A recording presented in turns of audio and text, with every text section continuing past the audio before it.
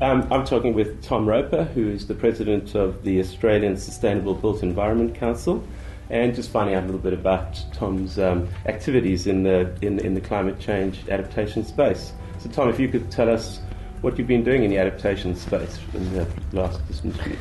Well, I suppose I started in this area in about 1988 and chaired a session of a conference on sea level rise that Mubarak ran in or organised in Cairo. So I've been involved since that time. I'm particularly now involved both with the Sustainable Built Environment Council, who are releasing a statement on adaptation issues in the built environment, and also working with the small island states, both in terms of greening up their energy systems, but also making them aware of adaptation opportunities that they certainly have. Okay. And what are your plans for the next year in this field? Well, a number of things. For instance, I'm speaking and being involved in a conference of the Pacific Island Utilities in July in Vanuatu, and we'll be talking not only about adaptation but about mitigation as well, because many of the Pacific Islands, as you'd be aware, are very much at risk. I mean, you've only got to stand on the main road in Majuro and the Marshalls, and it only needs about 2 feet of water and you're getting your feet wet. So I'll be involved in that, but also ASBEC has released a paper on adaptation and what governments and industry should do together, and we'll be promoting that with both the Commonwealth and state governments over the next 2 months. Okay, so I guess that would be one of the things that you would see as one of the main challenges sort of in responding to climate change, is getting government and organisations such as yours to move people forward. But are there other challenges that you... There are a lot of challenges. I mean, let's take the built environment. Both individual buildings and precincts, we're still building them for an historic climate.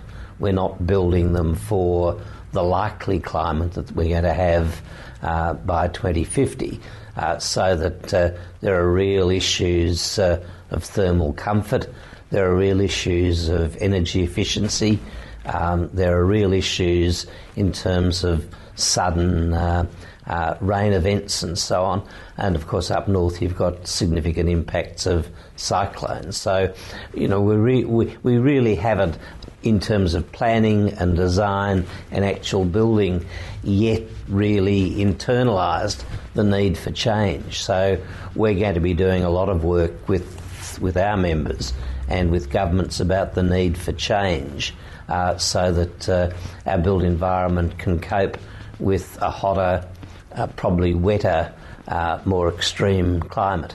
Yeah, that's it. Those are big challenges. But despite those challenges, do you think we're making any progress in the adaptation game?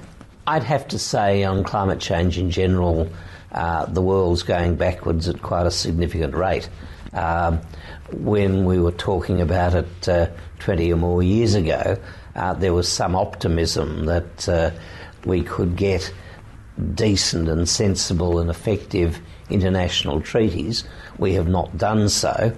And if you look at the recent Rio meeting and the various commitments that were made there, we are looking at a quite different world by the time my grandchildren are my age, and it will be a much less pleasant world. And there's no evidence anywhere that the human race has decided to save itself, or the various other parts of the biodiverse planet.